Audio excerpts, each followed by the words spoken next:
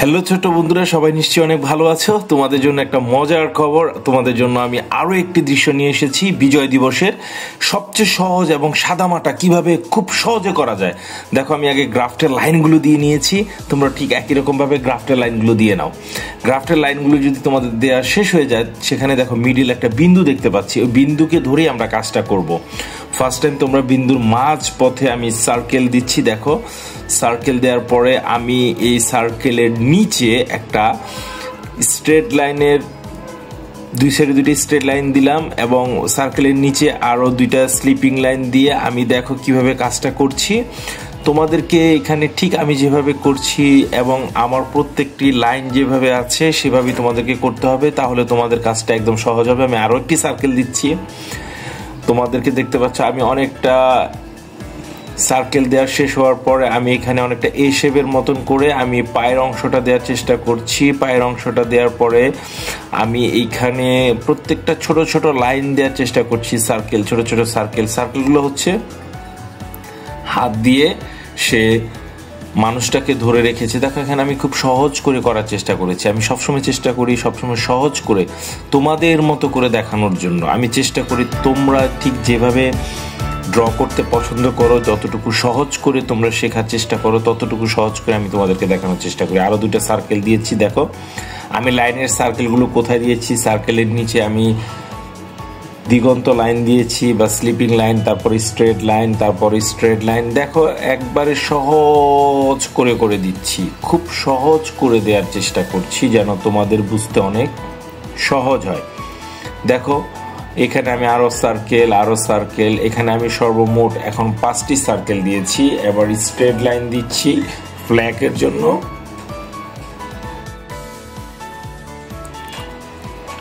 দেখো আমি সেম একই রকম ভাবে হাতের মধ্যে একটি বন্দুক দিচ্ছি। মুক্তিযুদ্ধের হাতে অবশ্যই বন্দুক থাকবে, স্বাধীনতার সময় ছিল। আমি এখানে খুব সহজ করে দেওয়ার লাইনগুলো চেষ্টা করছি। তোমরা আস্তে আস্তে করে ঠান্ডাভাবে কাজগুলো করলে ঠিক একই রকম ভাবে করে ফেলতে পারবে। আর অবশ্যই তোমাদেরকে আমি ক্রস লাইন এবং প্লাস লাইনগুলো যে দেখতে পাচ্ছ, যেটাকে আমরা স্ট্রেট লাইন এবং স্লিপিং লাইন এবং ক্রস লাইনগুলো দিয়েছি, সেই লাইনগুলোকে ফলো করে তোমাদেরকে কাজটা করতে হবে, তাহলে তোমাদের সুন্দর হবে। আমি পেছনে 3 মতো করে দূরের দিগন্ত দিয়েছি, দিগন্ত লাইন যেটাকে বলে, সেটার পেছনে এখানে আমি একটু ফুল দেওয়ার চেষ্টা করেছি। সামনে হয়তোবা তোমাদের ঘাস বা লতা পাতার মধ্যে ফুল ফুটে থাকে, তারা বিজয় নিয়ে আসছে, সাথে রক্তের বিনিময়ে, প্রাণের বিনিময়ে, সেটাও বোঝানোর চেষ্টা করেছি। সেখানে আমাদের আবেগ জড়িত, আমাদের ভালোবাসা জড়িত, সেই জিনিসটাও ফুটিয়ে তুলতে হবে তোমাদেরকে। বিজয়ের যে পতাকা দেখতে পাচ্ছ, সাথে আমি পাখিও কিন্তু এঁকেছি এখানে। তারপরে মানুষগুলো সাইন পেন করছি। এখন দেখো সাইন পেন করার সময় আমি এখন একটু জিনিসগুলোকে আরো ধরে ধরে করার চেষ্টা করব। ঠিক তোমরাও একই রকম ভাবে করতে পারো। এখানে খুব যে কঠিন করে করবে তা না। দেখো সবসময় চেষ্টা করবা যেন খুব ইজিলি ভাবে তোমাদের যে মনের ভাব আছে সেটা প্রকাশ করতে পারো। সেটা আমি এখন দেখো যে মানুষটা মারা গিয়েছে, সেই মানুষটাকে আঁকার চেষ্টা করছি। তোমরাও ঠিক একই রকম ভাবে করবে। আমি খুব সহজ করে তোমাদের মতো করে করার চেষ্টা করেছি, যে যাতে তোমরা বুঝতে পারো। আমি এখানে অনেক সুন্দর করার থেকে আমি চেষ্টা করেছি সহজ করে কিভাবে দেখানো, কারণ সুন্দর করলেই হবে না, সেটা তোমাদের বুঝতে হবে যে তোমরা কতটুকু নিতে পারতেছো। তাই তোমাদের মতো করে করার চেষ্টা আমি সবসময় করি, তোমাদের মতো করে যেন তোমরা করতে পারো, তোমরা যেন শিখতে পারো, তোমাদেরকে দেখলে যেন মনে হয় এটা খুব সহজ।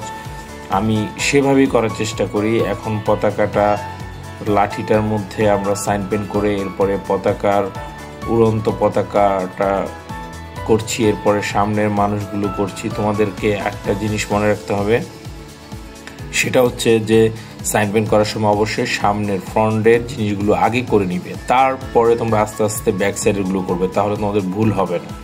এটা সাইন পেন করার সময় অবশ্যই তোমাদেরকে খেয়াল রাখতে হবে। আর আমি এখন বন্দুক হাতে, যে মুক্তিযোদ্ধা আছে তার হাতে বন্দুকটা দিয়ে নিলাম। বন্দুক দিয়ে নেওয়ার পরে এখন আমি এখানে যে ছবিটার মধ্যে কাজগুলো, সাইন পেনের কাজগুলো করছি, সেগুলো যেন অবশ্যই ছড়িয়ে না যায়, সেই জিনিসটা আমাকে খেয়াল রাখতে হবে। খুব দ্রুত বা খুব আস্তে সাইন পেন করা যাবে না, সাইন পেন থেমে থেমে আস্তে আস্তেও করা যাবে না, তাহলে এতে তোমার ড্রয়িং নষ্ট হয়ে যাবে। আমি দূরের দিগন্তের লাইনটা দিয়ে আবার দূরের আকাশটা দেওয়ার চেষ্টা করেছি, বা দূরের গ্রামটা দিতে পারি। এবার আমি কাছে যে ঘাসগুলো আছে সেগুলো দিলাম, ফুলগুলো দিচ্ছি। ফুলগুলো দেওয়ার পরে এখানে তোমার ফুলগুলোর সাথে সাথে তোমাদেরকে পানি আছে, পেছনে দূরের দিগন্ত আছে, বা এটাকে তুমি সূর্যের যে আলোটা আসতেছে সেটা দেওয়ার চেষ্টা করছি। আমি পতাকাটার সার্কেল দিলাম, পাখিটা করছি, সব কিছু মিলিয়ে অলমোস্ট শেষ। এখন আমি একটু ইরেজ করে সাইন পেনের লাইনগুলোর সাথে সাথে যে পেন্সিলের লাইনগুলো ছিল সেগুলো মুছে একদম ফ্রেশ করে ফেলবো। তারপর ইচ্ছে করলে তোমরা রং করতে পারো। আমি রঙের ক্লাসগুলো দেখাবো, আমি আগে ড্রয়িংয়ের ক্লাসগুলো দেখানোর চেষ্টা করছি বেশি। মোটামুটি আমার ছবিটা প্রায় শেষের দিকে বা শেষই তো হয়ে গেছে, তোমরাই দেখতে পাচ্ছ।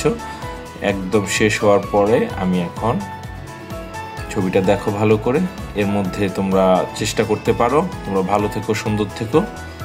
বাই বাই, আল্লাহ হাফেজ।